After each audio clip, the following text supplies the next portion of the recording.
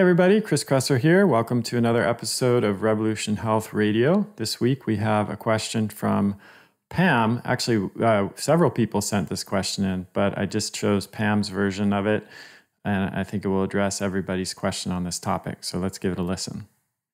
This episode of Revolution Health Radio is brought to you by 144.me. 144 is a diet and lifestyle reset program I created to help you dial in the 4 pillars of health: nutrition, physical activity, sleep, and stress management. Whether you want to lose weight, boost your energy, treat a chronic health problem, or just maintain your current good health and extend your lifespan, these are the 4 areas you need to focus on before anything else.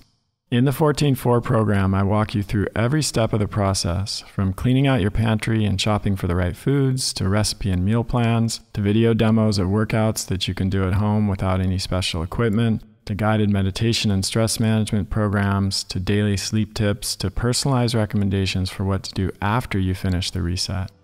144 is a great option whether you're just getting started with this stuff or you've been on the path for a while. In fact, I do a 144 myself 3 or 4 times a year to hit the reset button and give myself a boost. To learn more about how 144 can help you achieve your health goals, head over to 144.me. Okay, now back to the show. Hi, Chris. My name is Pam Grover. I'm a functional medicine doctor in Rochester, New York. I'm calling to ask a question that was posed by my patient a few days ago. She was doing some research and found an article written on the University of Wisconsin website that stated patients who followed a gluten-free diet could possibly be causing low good bacteria and putting themselves at risk for nutrient deficiencies. I myself have found that patients who follow gluten-free diets have a lot of benefit from that. And with the right nutritional guidance, they do not get nutritional deficiencies. And also they can maintain good levels of lactobacilli. However, you have always been a great resource of knowledge for the rest of us. And I thought I would pose the question to you so you can shed some more light on the situation. Okay, thanks again, Pam, for sending that question in, as well as everybody else who sent similar questions. This is really a great example of the inherent problems with nutrition research, because this study suffers from many of the problems that we see in this type of research, including confounding factors and healthy user bias. We've talked about healthy user bias many times before. For example, if a study finds that people who eat more red meat have higher rates of cancer or heart disease, does that mean that red meat is actually causing that increased risk of cancer or heart disease? If you've been reading my blog or listening to my podcast for any length of time, you know that the answer to that question is no. Or at least we can't be sure that the answer to that question is yes. That's a more accurate way of putting it. We would need more information to be able to draw a causal link between those 2 factors. Unfortunately, when you see media reports of studies like this, the headlines and even the articles themselves tend to suggest that there is a causal relationship between whatever factors are shown to be associated in a study, which is really disappointing because, if it's a science reporter writing that article, and even the scientists who've done those studies themselves should absolutely know better than that, because as you learn in Research Methodology 101 class, correlation does not equal causation. You cannot assume that just because 2 factors are correlated that there's a causal relationship between them.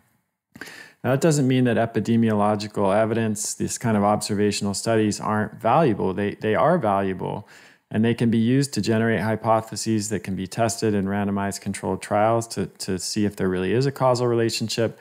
And also, there are several other factors that can strengthen the likelihood that an associative relationship or 2 factors that are correlated together do have a causal relationship, even without doing a randomized controlled trial. For example, is there a plausible mechanism that could explain a causal relationship? How strong is the association? The stronger it is, the more likely that it might be causal. Is there a linear relationship, meaning that the more one factor goes up, the more the other factor goes up or down? So there are these other criteria that can be used to determine the likelihood that there's a causal association. But even with those, we can't be absolutely sure. So we always need to keep this in mind when we see media headlines like this, and even scientific studies that come out purporting to, draw a causal relationship between two factors.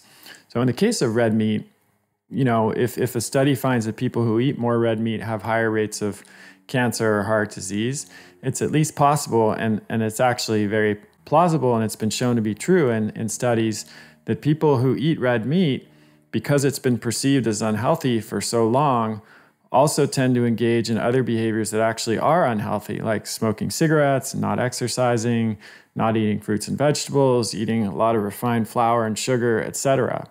And it is more likely, in fact, according to better studies that have done a good job of controlling for all of these factors, that it's not the red meat that's causing the increased risk of cancer or heart disease, but it's actually all of these other behaviors that is increasing the risk. And good research studies do attempt to control for those confounding factors. And by control for them, I mean remove their influence or limit their influence. But due to the complexity and number of these factors, the truth is we don't live in a vacuum. We don't live in a controlled metabolic ward where all of these things can be isolated. We live in, a really messy, complex world. It's really quite impossible to control for all of these potential confounding factors in a nutritional study. And that's assuming we even know what all the confounding factors are. So, for example, over the last 2 decades, we've really come to understand how important the gut microbiome is to health and disease. Yet virtually no studies, even today, control for differences in the gut microbiome between populations when they're being studied. So we don't even know what some of the confounding factors are, much less are we able to accurately control for them in every study. So we were talking kind of about the healthy user bias, and that's related to confounding. I want to talk a little bit more about confounding. The definition of confounding is that it's a distortion or inaccuracy in the measure of association that occurs when the primary exposure of interest is mixed up with some other factor that's associated with the outcome. So I imagine for many of you that just went in one ear and out the other, but to put it in plain language, a confounding factor is a study that is one that may create a false impression that there's a connection between two factors that are not, in fact, directly related. So maybe an example will make this more clear. Let's go back to the study in question that Pam mentioned. So this study found that kids who ate a gluten-free diet had lower levels of beneficial bacteria. And the knee-jerk assumption here, which, as we have discussed, is not a safe assumption to make, is that the gluten-free diet caused the low levels of bacteria. But again, correlation does not equal causation, so we can't know that. What we need to do is think about the possible mechanisms. So what increases or decreases beneficial bacteria? What is in gluten-containing products that could positively impact beneficial bacteria? And what might people who are on a gluten-free diet be eating more of or less of that would lead to lower levels of beneficial bacteria? So let's tackle that first question, which is what increases or decreases beneficial bacteria? Well, the biggest dietary factor by far is fermentable fiber. There are numerous studies now that show that fermentable fiber, which means types of fiber that can be consumed by our beneficial bacteria in the large intestine or colon and thus lead to their proliferation, is the single biggest factor that determines the status of our beneficial bacteria from a dietary perspective. Certainly there are other factors like antibiotics that affect the gut flora, but right now we're just talking about dietary factors. So someone who is eating a diet that is high in fermentable fiber is likely to have high levels of beneficial bacteria, whereas someone who is eating a diet that is low in fermentable fibers is likely to have lower numbers of beneficial bacteria. So wheat and wheat flour is relatively high in fiber. So there's 12 grams of fiber per cup of wheat flour. But if someone is on a gluten-free diet, they're not going to be eating wheat flour. And the most common replacement for wheat and wheat flour products on a gluten-free diet, at least the way that it's typically implemented, is rice and rice flour.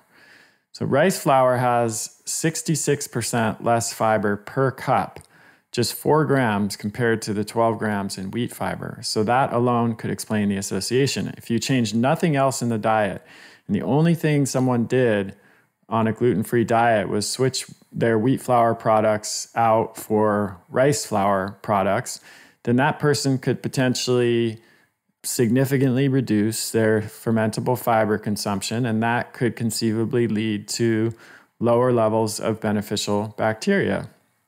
So this, of course, leads to another question, which is that is a gluten-free diet necessarily healthier than a diet with gluten? The answer to that question is it depends.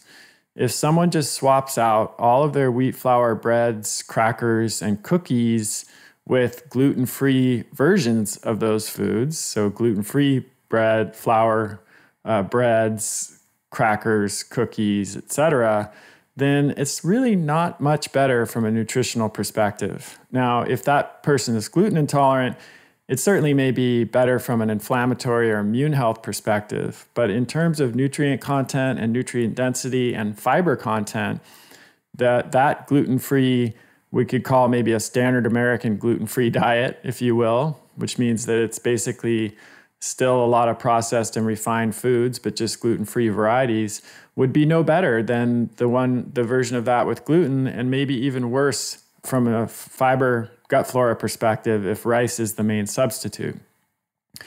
But does that mean that people who are on a paleo-type gluten-free diet, which substitutes starchy tubers like sweet potatoes and plantains and yucca and taro and all of those kinds of plants, and then lots of whole fruits and non-starchy vegetables and nuts and seeds for all of the flour, refined flour products like breads, crackers, and cookies, does that mean that that person who's on that really nutrient-dense whole foods diet is going to end up with lower levels of beneficial bacteria compared to someone who's eating a standard American diet?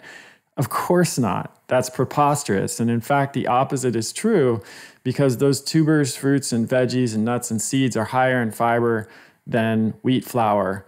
And how do we know this? Because first of all, we can just look it up with sites like nutritiondata.com or MyFitnessPal that show us the fiber content of various foods. And you can create a meal plan for a day with someone who's on a paleo type of diet, eating all of those foods, versus someone who's on a standard American diet. And you can see that the paleo type of diet comes out way ahead in terms of fiber content. We can also look at studies that have been done that look at the average fiber intake of the Americans following a standard American diet, and then compare that with the average fiber intake of contemporary hunter-gatherers that are following their traditional diet. And those studies have found that contemporary hunter-gatherers sometimes eat upwards of 100 grams of fiber per day, which is 5 to 6 times the amount of fiber found in a typical standard American diet containing wheat flour and wheat products. So they're not even in the same ballpark. It's not even really a comparison. So as usual, the devil here is in the details, and you have to look at these studies and news reports with a very critical eye. That should, in theory, be the job of science reporters, but unfortunately, those seem to be few and far between at this point. And most people who are writing about these studies just seem to pull down the report from the newswire and really not investigate it at all. And it's also unfortunate that a lot of researchers aren't more careful about how they present this research. Although I know I've spoken to many researchers who complain that their comments are often taken out of context and distorted to make claims that they never made with their research or even with their discussions with reporters, because reporters are interested in what gets clicks and attention, and the nuance that is often present in research doesn't really translate well to media stories that are trying to generate as much attention as possible. So, reporters are often concerned that people will get confused if they tell the story as it really is, and so they often will oversimplify it. Gluten-free diet reduces beneficial bacteria. That sounds easier to understand and maybe more interesting to click on than, study finds that people eating gluten-free diet have lower levels of beneficial bacteria, However, ... and then we go into this whole analysis that we talked about here. That's not going to fly as well as just that oversimplified headline that I mentioned previously. So, it's unfortunate that we don't have better reporting in this area, but I guess that's what people like me are here for, and the many others in my field who are analyzing these articles and writing blog posts about them and getting the information out there. So I suppose we're lucky to live in a time where that's even possible compared to when I was growing up, when we had gatekeepers for this kind of information that we had to rely on, and it was much more difficult to to find independent third-party analyses. So as a side note, before we finish up, I want to address another recent study that is in some ways similar to what we just talked about, because I know I'll get some questions about it. In fact, I already have. This study found that kids consuming a gluten-free diet had higher arsenic levels in their blood, and this was touted as a danger or a risk of gluten-free diets. Well, again, it depends on what you substitute for wheat and gluten. So as we talked about before, in most cases that is rice. And unfortunately, rice products can, in fact, be high in arsenic. Now, I wrote about this back in 2012. If you Google Kresser arsenic, it'll be the first result that pops up at the top of the page in Google. And the gist of that article was that Consumer Reports did a study and found high levels of arsenic in many rice products, including brown rice and rice milk. I think those were among the highest in terms of arsenic content. The lowest levels, interestingly enough, were found in white rice and in general rice that was grown in California versus rice that was grown in India or other places. So if a kid or an adult, for that matter, does swap out all of their refined wheat and just wheat products in general with rice and rice products, then it is possible that arsenic levels could go up. So this is one of many, many reasons why I've argued for several years that the best option is to simply reduce your consumption of refined flours and processed foods and even grains in general, including rice and including other gluten-free varieties, and just eat nutrient-dense whole foods that human beings have eaten for the vast majority of our evolutionary history, like non-starchy vegetables, starchy tubers, fruits, nuts, seeds, and of course, some meat and fish. This is the ancestral template for human beings. It's what we know works. It's what we know feeds our beneficial gut bacteria, because we evolved with this diet, and the bacteria in our gut co-evolved with us while we were on this diet. So this is, again, where that evolutionary and ancestral lens comes in so handy and can really help us to sift through some of the apparent contradictions and things that are difficult to understand in modern research, because we can look back and we can check out what happened from an evolutionary perspective. And then we know, since most organisms evolved to survive and thrive in a particular environment, that is kind of the default for that species, in this case, human beings. And anything that diverges from that default, we have to raise an eyebrow and take a look at it. It doesn't mean that automatically something that diverges from that template is not going to be healthy, but it does mean that it's an aberration from a historical perspective, and it's something that we need to evaluate with a critical eye. So modern research is very important, but I think looking at it through the evolutionary lens is also important as kind of a check and balance against some of the things that aren't necessarily clear from the modern research.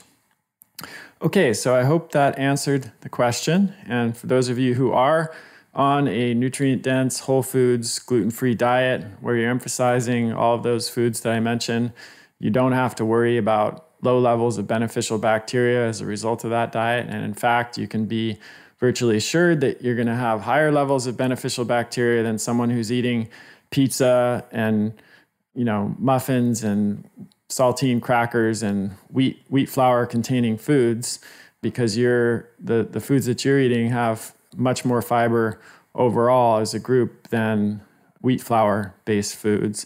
And of course, that's not even to include the other obvious advantages of that kind of diet, including nutrient density, lower in inflammatory factors, less likely to contribute to chronic inflammatory disease, et cetera, et cetera. So hope that helps. And please do keep sending in your questions to kriskresser.com/podcast questions.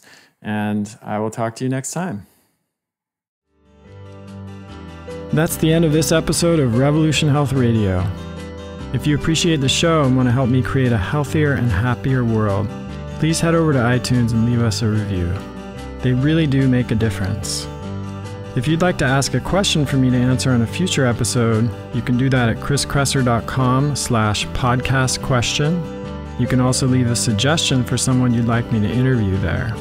If you're on social media, you can follow me at twitter.com/kriskresser or facebook.com/kriskresser.L.Ac. I post a lot of articles and research that I do throughout the week there that never makes it to the blog or podcast, so it's a great way to stay abreast of the latest developments. Thanks so much for listening. Talk to you next time.